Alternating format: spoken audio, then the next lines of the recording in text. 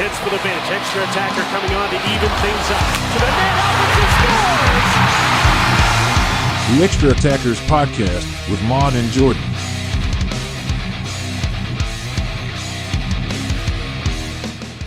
Hey everyone, welcome back to the Extra Attackers Podcast. Maude and Jordan back here once again, covering topics from across the NHL coast to coast. And we are inching closer to the start of the NHL preseason, but still a few weeks away. Got the rookie camp starting up soon. I don't know about you, Jordan, but I used to kind of get interested in the rookie camps when the Sens actually had a good prospect pool, but we're kind of past that point. So it makes the offseason feel a lot longer, doesn't it? And it does. Yeah, you're just kind of waiting for preseason so you can kind of get glimpses into what the NHL team might be doing. And then as far as the rookie tournament goes, you're just waiting to see if we can beat someone and if it will be funny. So yeah, exactly. And we do have a little bit of news to discuss here today. There was another big signing. Like last time we spent the whole episode talking about the Austin Matthews contract, and this time we're going to be focusing on their Ontario rivals because the Sens signed Jake Sanderson to an 8-year deal that caused a little bit of buzz on Twitter, especially amongst Atlantic Division fan bases the last few days. And after that, we're also going to be going over some NHL awards predictions later on in the episode. But yeah, like the freaking preseason just inching along here towards the preseason. I don't know about you, but I feel like the preseason is too long. it feels a bit long, but I do very much recognize the benefits that come with having a preseason. It results in fewer injuries because players are like farther up to game speed. And I remember there was, I think a year or two ago, the NFL actually got rid of one of their preseason games, and they had like a ton of injuries in like week 1 or 2. Oh shit, yeah. Yeah, like it's actually impactful. I mean, I'm saying this kind of out of just an anecdote, but it seems impactful. So while it kind of sucks for us fans having to wait, I understand why it's that long, but hopefully it goes by quickly.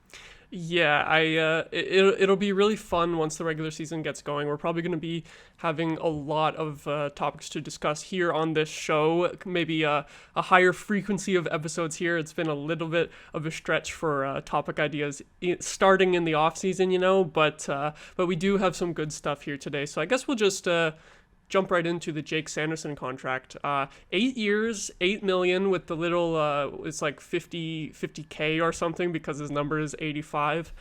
Just slightly over $8 million. I know Steve Dangle probably cringed when he saw that jersey number in the contract. But at least it wasn't a significant amount. At least it didn't have to be 8.5 million, right? They were sensible and they put the 5 towards the end of the numbers. So as a Sens fan, as we both obviously are, how are you feeling about the contract right now? Well, I gotta say, I think it's a fantastic contract, and it's evidently clear that Jake Sanderson is better than Austin Matthews. So obviously he got paid less. I'm joking. I think it's just a really good contract. He is just so intelligent defensively, and he still has a lot of offensive prowess that I feel like is unexplored at this point. I feel like he focused a lot on his defensive game in his first season, which makes sense. You're coming into the league. You don't want to be the reason that your team gives up a bunch of goals. But he was our best defender, like so many nights of the season. Like I want to clarify that not necessarily like our best defenseman. And at times he absolutely was, but he was almost every single night our best defender, best player in the defensive zone, knows what to do. His skating is insane. It keeps him on top of so many plays. Even there were a few times where he made mistakes and he was able to skate back and just get back in there and stop a rush chance just because he's so quick. And he does everything so well. And I think it's just a home run. I think if you waited, like if you signed him to a bridge contract, realistically, it would have been 2 to 4 years, probably something in that range, maybe 5 years.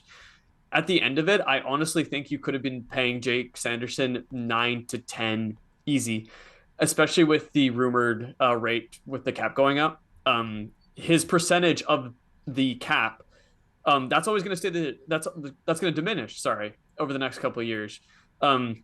And I think that's just vital to having like a healthy cap space management ecosystem. So locking up these players for the long term before they really break out, it's a gamble. But I think with Sanderson, you can be fairly confident that it's going to turn out well. Yeah, that was one of the sort of main criticisms that I saw that I thought was actually kind of fair was if you waited another year until after Sanderson has played his second season, is like, would the contract be much more expensive? And to be honest, I don't really think it would be. But if you did give him a bridge contract that was say 2 to 4 years, like you said, I don't think it really would have been all that much cheaper. Like maybe only by 1 or 2 million, because I'm sure that he's just going to continue to improve this season. And like sophomore slumps happen, but I don't think it will be, unless the Sens just have a fucking horrible year and have to fire the coach and trade everyone. I don't think it will be to such a severe degree. Like Sanderson's not going to have like, in my mind, there's no way that he has less points than last season. I'm sure he's going to get more points, and his defensive game, it's already great. So even if it takes a step back in sort of a sophomore slump situation, I don't think it would happen to a degree that we would like significantly save much cap hit on if we waited longer to sign the deal. Like Pierre Dorion obviously loves to sign these RFAs a year ahead of time, and I love to see it too because it worked out so well with Stützle. I feel like it makes sense that he did it again. I mean, I wouldn't say, to me, I don't think it's like an amazing contract, but it is very good. I think it's very slim chances that it ends up being like a bad contract or an overpayment or anything. It just definitely isn't an underpayment. Like, I'm going to get into some comparables for the Sanderson contract later. And there were a couple of guys that I spotted that do definitely have better cap percentages for when they sign their deals. Some comparable defensemen, but it's still a good contract. Like I said, I don't think we're going to be regretting it. No, I'd be very surprised. I do understand like the reaction to the contract being like kind of negative from other fan bases. Obviously, Ottawa is kind of like in this corner of the league that isn't exposed as much. And as well, maybe a hot take. I don't think Sanderson got the respect he deserved in the Calder voting. I think he should have been right up there with Power. Mm-hmm. But if you literally just take like 10 minutes, there's literally a 1 hour and 30-minute video on YouTube going through all the Sanderson plays. Watch 10 minutes of that video. You will understand exactly why he's getting paid as much as he is. He deserves it. I do agree with you that I don't think it's like a huge underpayment or anything like that. But it's, like you said, it's a contract that I would be very surprised if it turns out to go poorly. And that being said, like I said before, I understand why people are not very bullish on it. It'd be kind of like Jamie Drysdale getting an 8x8 contract. Like, hypothetically, imagine he didn't get injured this year, was playing the full year. He gets 8x8 with like 33 points or something like that. And you're kind of like, what's up with that? Like, really? Like, I can understand that from an outsider's perspective, but if you put in the work of actually watching him and actually like analyzing his game, you will see there's so much to love, and it can only really go up. This isn't really stuff that diminishes. You don't really lose hockey IQ. You don't really lose skating ability. How it all works together obviously can change from year to year, but I think it's clear with Sanderson that that's always going to be who he is. It's funny you mentioned Jamie Drysdale, because I think that if Jamie Drysdale signed an 8x8 after a similar season to what Sanderson had, I think that general people around the league, like fans, I think they would have a better reaction to it than Sanderson signing it, only because Drysdale was hyped up as like clearly the best defenseman of the draft, and it was a little bit of a surprise that the Sens picked Sanderson over him, and Drysdale was also billed as the offensive defenseman, like purely. So everyone will just be like, oh yeah, he only had 35 points or whatever so far, but obviously his offensive potential is amazing. So then it's going to be worth it. I feel like there's a little bit of an anti-Ottawa bias regarding that. I feel like if Drysdale signed the exact same contract, people would give him the benefit of the doubt. Yeah, I think that's definitely true to some extent. And I mean, some of the takes I was seeing online were definitely over the top. I remember one tweet, I don't even remember the handle, but there's one guy who was literally like, yeah, so Jason Robertson, he's really slow, like not a great skater, but he makes up for those deficiencies. But Jake Sanderson is almost too fast of a skater, and it almost gets him away from the play. And it's like, are you looking for reasons like to shit on him? Like, are you trying to just search through this, like all the stuff he does well and finding like this little niche that doesn't make any sense, by the way? Like for every single clip, you could probably point to and say, oh yeah, his really fast skating got him away from the play. He wasn't involved. You could say that his fast skating saved a great scoring chance, blocked a rush opportunity. It helped way more than it hinders. So yeah, there's crazy takes. People obviously have said really stupid shit about this, but I do understand why there is a bit of a disconnect, albeit it's not entirely fair, but I do understand why there's a disconnect. And that's why I think it's important for us, especially that have watched so much of Sanderson, to be like, hey, no, this is great. Like, this is obviously going to be helpful in the long run. And honestly, I'm just happy to see another member of the team commit because of where the team is trending, first of all, but also because of the locker room. That part of it, like as a fan, is really encouraging, especially with what we had to live through in recent years with locker room turmoil. I'm looking at you, Hoffman and Carlson, but I mean, it's just nice to see that it's all kind of stabilized and the players like being here, the good players especially. Yeah, I like, no offense to the guy who wrote that tweet thread about like Robertson and Sanderson, but that was the most like contrived and convoluted like excuse to just like try to come up with a reason to tear a player down that I've ever seen. It made no goddamn sense. I read that and I'm like, I can't even be bothered to think about this because it was just so ridiculous. Seemed like such a desperate attempt at just being like, oh, I don't really know much about Sanderson, so I'm gonna make something up and pretend that this is a deficiency in his game, even though it makes no goddamn sense. And especially like talking about his skating being too good to the point where like I guess sometimes he uses it in not the right way. It's like, well, he was a fucking rookie. Like, obviously that's something that he can get better at, right? Like, you're not just going to assume that it's going to be exactly the same, even if you take this guy's criticism at face value. Like, I'm sure he will improve on those things, and coaches will tell him, oh, don't do this, don't do that, oh, but that was good, you know? Like, that's something that can be worked out. Exactly. It's a little bit disingenuous to take like an example such as Jason Robertson, who is an amazing player, but point to something like his like not amazing skating, something that usually doesn't get better over the course of a player's career. Players can work around it, but it's not something that usually dramatically improves. You don't have someone like Mark Stone come into the league and then like in 5 years he's Connor McDavid.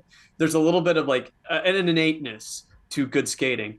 And I feel like it's way easier to say Jake Sanderson, who is a good skater, will get better at when he uses it than Jason Robinson will magically just improve all those aspects of his skating, which I don't think he's insinuating, but I think it's disingenuous to take that pinpoint as if not to say that Sanderson will fix those warts. It's being like purposely contrived to try to say, oh yeah, he's going to be dealing with this the rest of his career because this is the player who he is, which is not how this works. Yeah, it's like if he made that criticism, and he eventually posted some clips that he claimed backed up his opinion, which I couldn't even be bothered with. But if he posted this opinion and then was just saying, oh yeah, Sanderson's good, but he's got to work on this. This is one thing that I noticed I don't really like about his game. But if he improves this, then he'll be worth the contract. Then that would have been perfectly fine, and I think people wouldn't have really been mad at him. But the way that it was phrased and everything was just ridiculous. Trying to say that the contract was bad because of these reasons. Yeah, no, that was absolutely insane. And I mean, I'm sure he's happy with all the Habs and Leaf fan engagement he got on that. But maybe like next time put some more articulate thought into that point, and then I would be able to understand it and talk about it. But like you said, it's hard to bother with it when it's just such a bad hot take. Yeah, and you're right as well that other than that guy, most of the hot takes was literally just Leafs fans, Habs fans, and Detroit fans who all just suddenly hate the Sens just because of the DeBrincat trade, and just it's very weird. Like, that rivalry should be really interesting this year, but it was like only just getting started last year, and we mostly shit on them all season. And then they traded for our third best winger. Like, okay, like good for you. I don't know why they're so mad at the Sens, but very weird behavior that honestly kind of comes across as jealousy, I think, from other fan bases. Oh, exactly. And I'm a little disappointed. Like, in my opinion, Detroit kind of just stood pat and got better in some areas and worse in others. Whereas the Senators, I think, if you look at it like objectively, like just in a numerical, quantitative way. They got better. You swap out DeBrincat's goals, you add in Tarasenko, you add in Kubalik.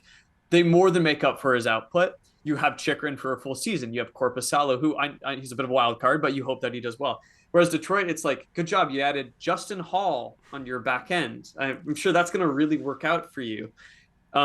Some of the swings that they took at Ford might work out, but they still don't have a lot of high-end talent. So I'm kind of disappointed. Like, I was hoping for more of like a rivalry where you see both the teams on equal footing, but I think Detroit is clearly worse. I mean, that will change in the future, I think. But yeah, if you're going to like hate on the Sens so much, at least make sure that you're in the same quality bracket.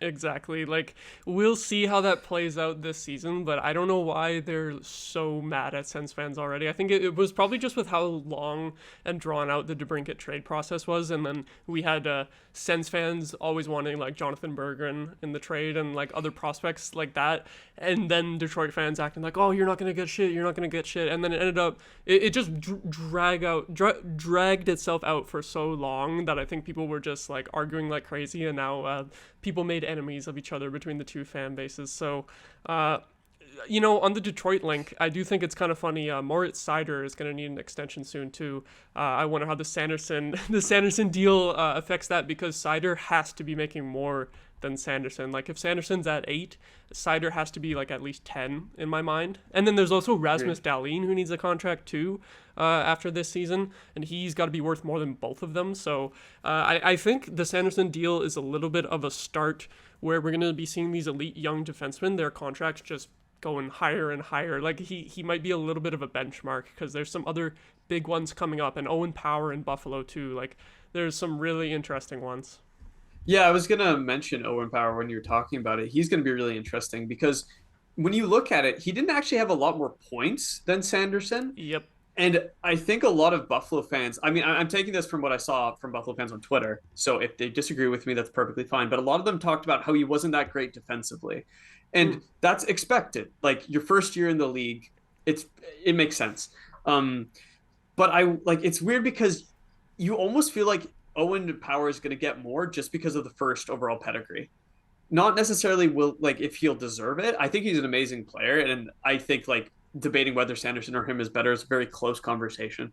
But I think that contract is going to be really interesting, and I think it's already interesting looking at how Sanderson set the market, like you mentioned, for Dahlin especially, or Seider, who I think both deserve to make more at this current point in time, unless like later in his career Sanderson like breaks the stratosphere of his potential. But they definitely deserve more. I think the Buffalo GM is going to be cursing out Dorion a little bit over the next couple of weeks for this, honestly. Yeah, especially since he has to sign 2 of those elite left-handed defensemen. It's probably going to be like over under of their combined cap hits on 18 million between the two of them. I'm taking the over. Oh, easily. Yeah, it has to be over. Yeah, and then I did a little bit of stats digging here. So the other silly Twitter criticism that I was seeing of the Sanderson deal was, oh, you're paying $8 million for 33 points and only 4 goals, which, first of all, mentioning the goals stat is just silly, because not all offensive defensemen are goal scorers. Like, Quinn Hughes doesn't score very many goals. No one cares about that. He's the assists god, But anyway, the 33 points thing, so in my mind, it is pretty obvious that he's going to get more points this year, and he's going to average more than 33 points for most of his career, like in his prime. He constantly had to play with the shitty bottom 6 of the Sens that couldn't score. Like, I was doing a little bit of ice time stats research, and it's hard to see it like exactly. But for example, Shane Pinto spent a lot of time like playing with guys who couldn't score, like DeBrincat not scoring very many goals, Drake Batherson not scoring any goals at even strength, and then Pinto was also playing with like Joseph and Tyler Mott for a good chunk of games, and Sanderson's like out of his 1,000 5-on-5 minutes, 1,000 something, he had like between 300 and 400 minutes with Pinto and those other guys who were not scoring any goals. So it's like, we got to have better depth scoring this season, and Sanderson's going to put up more assists in my mind, and he might even get more time on the first power play unit if DJ Smith prefers him over Shabbat and Chychrun in that spot. Yeah, I could see that. And I think with him, it's a very predictable like model of growth that you can see coming. Like you said, he played almost half of the entire year with players that had atrocious times trying to score, especially someone like Joseph, who literally had zero even strength goals. Only 3 goals on the season, which was impressive. You hope that just residually he'll get more goals by having someone like Kubalik on the third line, or maybe him and Zub get deployed as a first pairing occasionally Mm-hmm. because they'll go up against the best players on the other team. It just has to kind of trickle down into him getting more points. And as well, Sanderson said that he worked on his shot this offseason because he wanted to incorporate more goals. And from everything I've heard about his worth ethic, his shot's going to be better. And it's not that his shot was necessarily bad last season, but I think the problem was that he had a lack of confidence to really get into those shooting areas. Like it was about doing the right thing at the right time. And while he was amazing at it, I feel like just the confidence that comes out from doing it for an entire season consistently will kind of feed into offensive confidence. And just with the fact that the top 9 of the Sens is objectively better this season, discounting that the possible rookies that could make it in, like like Ridley Gregg or Igor, what's his name, Igor Sokolov. My apologies.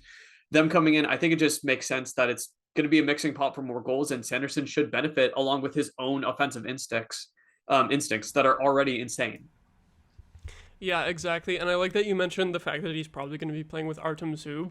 And mostly, like, so playing with Hamonic last year, it was pretty much the shutdown pairing. I pulled up his defensive zone starting percentage for Sanderson, which was 17.5%, which is top 50 in the league. And if you break that down by how many teams there are and defensive pairings, right, like 32 teams, 64 defensemen for each team's top shutdown pairing, that's where you want to be, right?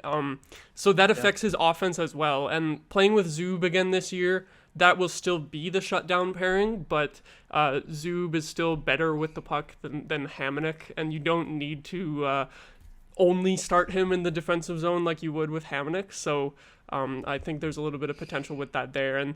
And who knows? Someone's got to play the right-hand side this year. It could be Chabot, could be Chychrun, maybe even Sanderson. So it's possible that he ends up playing on a more offensive-oriented defensive pairing too. That I think that could definitely happen. That's true. And like with his offensive instincts, just with how great they are, like his hockey IQ is just off the charts. I feel like he's a good candidate, honestly, to get roped into the right side because I think he could manage it. I think he would figure that part of the game out very quickly. But it's going to be trial and error for sure. But I do much prefer him playing with Zub over Hamonic. You're absolutely right, where that's going to, I think, have a big difference because Zub is way better with the puck. Hamonic isn't bad, but he's definitely someone who's just there to help your team survive until the next pairing comes on. Mm-hmm. And he does bring a lot to the locker room. That's why we kept him. But I do think that the new players that Sanderson could possibly play with will have a big impact on increased scoring. And as well, like if injuries happen to either Chabot or Chychrun, I think Sanderson and Zub become the top pairing, or you elevate Sanderson into a 1D role. So I think that as well is going to give him a lot more time to get more points. For sure.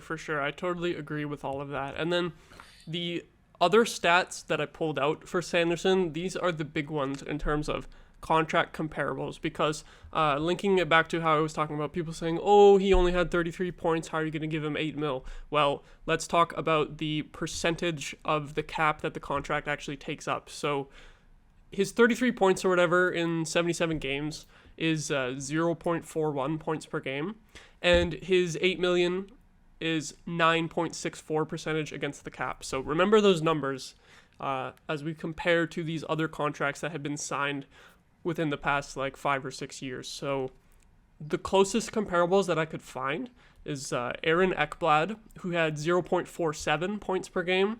He was 10.27% of the cap. So slightly more points per game, not by a lot. That's a number that Sanderson could easily reach next season from what we're thinking about how we're sure he's going to get more points. And Ekblad signed for a higher cap percentage at the time. So that's pretty much in line with what Sanderson got. And then you also have Miro Heiskanen, who in my mind is a very similar player in style to Jake Sanderson.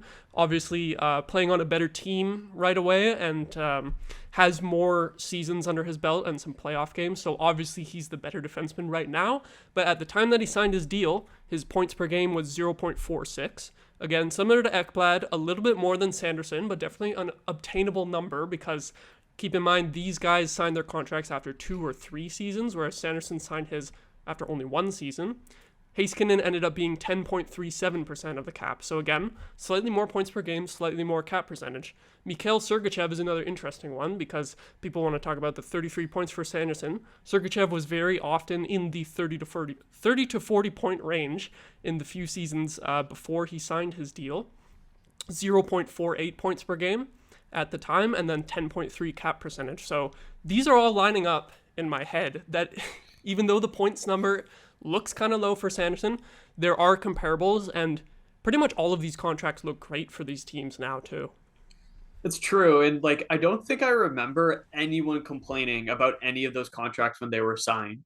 Like, they were kind of understanding of the fact that these players had room to grow, and that if you actually like watch them, you would understand like the external value they bring. And it made it more obvious that they were prone to breakout. I think just because of the fact that Sanderson has only played 77 games made this way easier to question. And I think those are great comparables, because it's kind of shown that Sanderson signed earlier. He makes up less a percentage of the overall cap space because he signed earlier.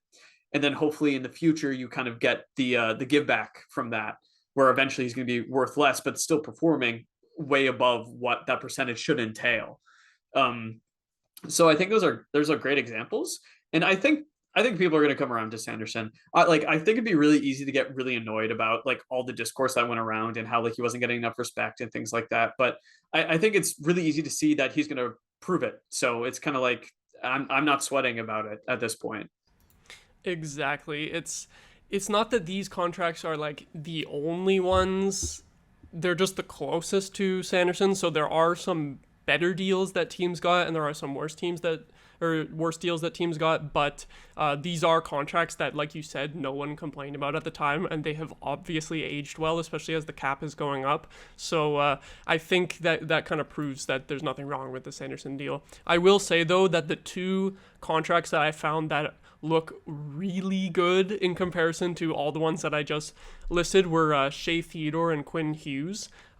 They both had like decently higher points per game than any of those guys. Like, I don't remember exactly, but Hughes was like way above all of them in points per game, and Theodore I think was kind of in the same range, and they were all like significantly less of the cap percentage. So it is technically possible that Dorian could have gotten a better deal if he used, say, those as comparables, but it doesn't necessarily always work out that way in negotiations. It's like, it's theoretically possible that Dorian could have gotten a better deal, but it's not like he got a bad one, because there is still a bunch of comparables that work for both the team and the player, where Sanderson just kind of falls right in between them, where he should be a player on the level of at least like a Sergachev or an Ekblad, you know?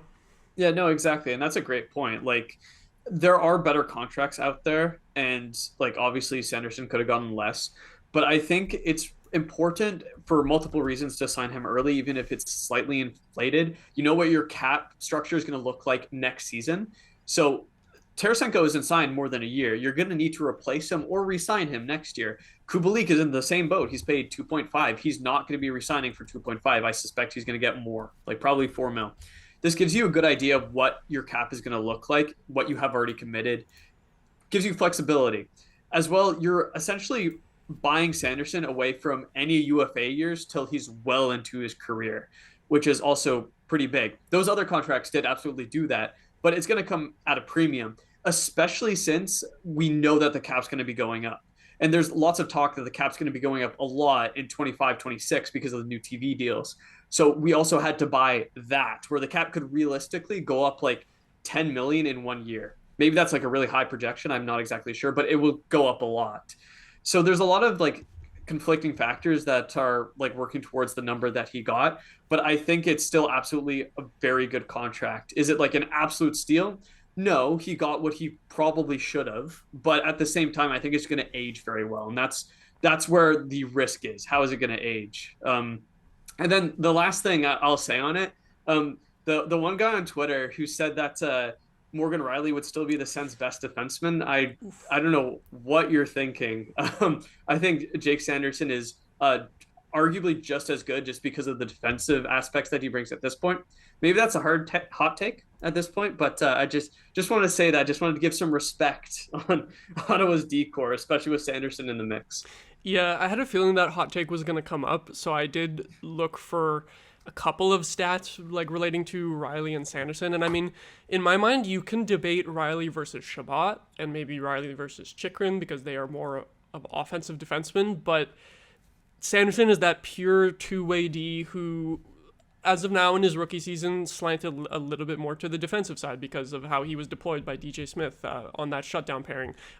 Morgan Riley is just completely incomparable to Jake Sanderson. Like I said with Sanderson earlier, the 17.5% defensive zone starts. Yeah, Riley had 9.3%. So it's just you can't even compare those two players. And that's not even saying that Riley is bad because his D zone starts were less. It's just saying Riley is the offensive D. If he was on the Sens, he would probably be on the first power play unit and he would probably put up the most points.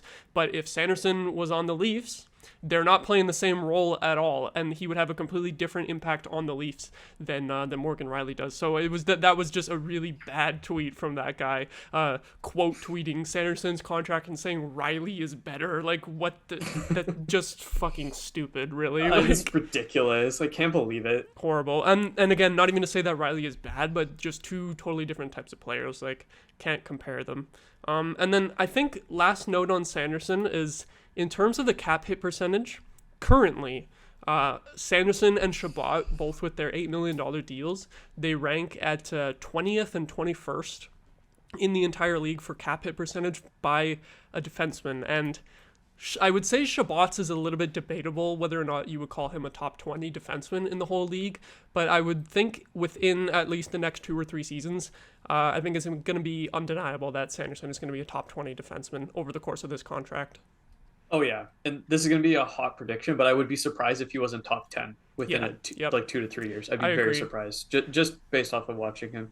You're right. Chabot's is a little bit more tricky because he's had his warts over the years, but I do think a big part of that too is the fact that he's had to play 30 minutes a game most nights, and Sanderson being here and his role being elevated next season should slot him down a bit, and then it won't be like Chabot's your only defenseman, especially with Chychrun in the fold as well. So I think Sanderson as well, just his existence on the team slots everyone in way better, and I think that's just going to be more conductive to success for every single member of that D-core. So it's intriguing to see what he'll do next season, but I'm feeling really good about it at this point in time.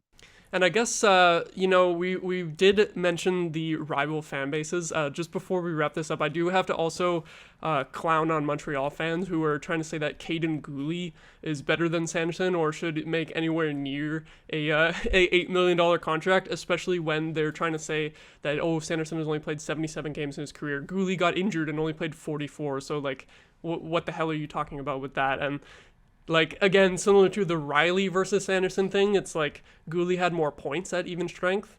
Again, because Sanderson was playing in that shutdown role and playing with a lot of guys on the Sens who weren't scoring at 5v5 at all. So I think it's very funny to see rival fan bases pop out of the woodworks and just pretend like they know what they're talking about and be like, well, Caden Gooley actually had a better points per game, so this is a bad contract for the Sens. It's like, yeah, fuck off.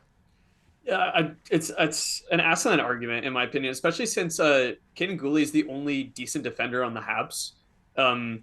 He's played in every single situation. He's their go-to at this point. Of course, he had more points. Jake Sanderson wasn't on the top power play unit. Jake Sanderson wasn't the first one down in like a lot of offensive situations because he was a shutdown role. That fell a lot to Chabot. Primarily, and when Chychrun came in, then it fell to Chychrun until Chychrun got injured, and then I think Chabot got injured for a little bit at the same time as well, and then Sanderson got bumped up into that role and did a very good job. So it's a little bit disingenuous to make that direct comparison, and even though I think Caden Gooley will be a very good player, I don't think he exactly brought the same defensive impact that Sanderson did. Not to say that he was a bad defender, but I don't think that he's quite as finely tuned, and I don't think he has the same level of potential. I would have to do research, but I feel like if I saw 8x8 for Caden Gooley, I'd be like, oh my God, like that's crazy. I would have to do more research myself, but I don't think it's necessarily a fair comparison. Yeah, there was actually a very good contract. There was actually a very good article by my SDPN coworker Mark Dumont, who was comparing Sanderson and Gooley after there was this sort of narrative on Twitter. And he broke it down pretty well that the offensive stats definitely favor Gooley. But as we've said, there's circumstances relating to Sanderson's 5-on-5 production that will probably change in the future. But then the defensive metrics were just not even close and just easily favoring Sanderson. And in my mind, if Jake Sanderson was on the Habs, just pluck him out and put him into the exact same Habs D-core as it is, he's getting the most minutes, he's probably running the power play, and he's probably getting at least the same amount of 5v5 minutes as Caden Gooley. So I don't like that comparison. And I will also say that if David Reinbacher comes in 1 or 2 years and has like an identical rookie season to what Jake Sanderson just had, and then he signs 8x8, Habs fans are going to call that good. Right away, like immediately. And then when we point out that they're contradicting themselves, they're just going to call us stupid. Yep. and then walk away. Like, I think it's totally fine to like try to make the comparison to suss things out, but like actually do the research first instead of just claiming it as an arbitrary fact. Like, and also like whenever you have to prop up a player, like be like in comparison to another player, I think that just automatically shows that there's a lot of weakness in your argument, because you can't say in an isolated case that this player brings positive elements without being like, well, this guy over here didn't do it as good, so that means he's just good at hockey. That's just all that Sanderson is. And I know that we've talked about comparisons in this episode, but it was after isolating the fact that we know what Jake Sanderson's good at. We didn't say like, oh, Jake Sanderson deserves this because he's already better than Morgan Riley. We said he deserves this because we can see the player he's going to become. So it's disingenuous to flex the narrative like that, but I'm not surprised. Yeah, at least I'm glad that the Sanderson contract was able to generate some discussion around the league, at least, because people will shit on the Sens for being irrelevant, but it is a fact that every time they do something notable, that all these little gremlins and trolls come out of the woodwork on Twitter to try to shit on it. So what kind of irrelevancy is that if you always have to comment on it, and with some complete bullshit every time the Sens do something? So I don't know. Yeah, it comes from having like two big brothers right next to you. Yeah. So it's par for the course, but I mean, whatever. We can be happy with what we have. So that's actually going to be it for this very Sens-centric episode of Extra Attackers.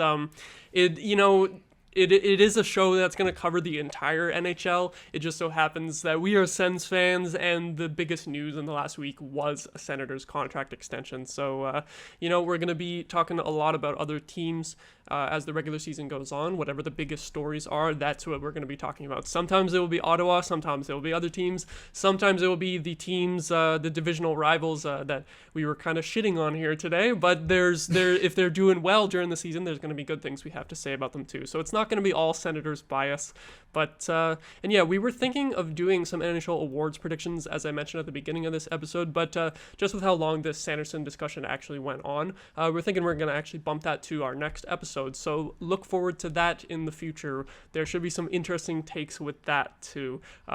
If I haven't made my predictions yet, but it's entirely possible that we are predicting some new players to be nominated for awards that they never have been yet. Yeah, keep in tune for that. I think that'll be interesting to see. I think there's a lot of good options. It's going to be really hard to predict all these awards. So, yeah, I think if you guys want to check it out, I think you would all like it. And yeah, I think you can look at this podcast in almost a similar vein to the SDPN in that they focus on Leaf stuff when it happens, but they also cover the entire league. And I think that's going to be similar here. We might have occasional times where we focus in more on Sens stuff if they're going on a run or something's happening, but that's going to be in excess to all the stuff that's already happening. We're not going to neglect a bigger story just because the Sens are playing. So just keep that in mind if you're looking for it. And if you are a Sens fan, then don't worry, we will be talking about them. Yeah, we'll try to have a good mix of the team that we follow the closest versus the whole rest of the league, because I do watch like every team all year. Like it was a little bit less last season doing the game over Ottawas because I got to focus even closer in on Ottawa, especially when we actually have expectations for them now, because especially in the last 5 or 6 seasons they sucked ass. So a lot of the time I would just like put their game on in the background. They're down 3-0 or 4-1 or whatever, like 10 minutes into the second period, and it's like, okay, I'll watch a different game. But been easy to shut out. Yeah, Just yeah, turn exactly. Like there was some rough games in the last few years that made it easier for me to follow the rest of the league. But I'm also big into fantasy hockey as well, so I'm always tracking what players are doing and how teams are trending. So it'll be a lot of fun topics to talk about this year, spanning the whole league. Exactly. So stay tuned for that.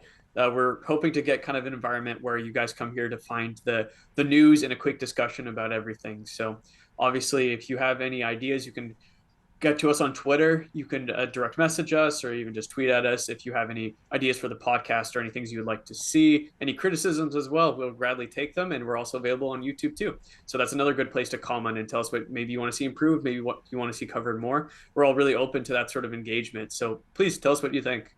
Yep. So that'll do it for today. You can follow me on Twitter at Maude Show, Jordan on Twitter at Saint of Stutzla, and the podcast account Extra Attackers with just an X. With no E at the beginning. Other one was taken. Which is kind of funny that we made that like right before the whole Twitter X rebrand happened, but has nothing to do with that. It was just like an accidentally great idea by me. No need to thank me. Yeah, there you go. It's a pun now. Technically, it's exactly. a pun because it's the X account for Extra Attackers. There we go. It worked out brilliantly. All me. All right. Thank you, everyone, so much for watching and listening. Have a good rest of your day. Take care, guys. Have a good one.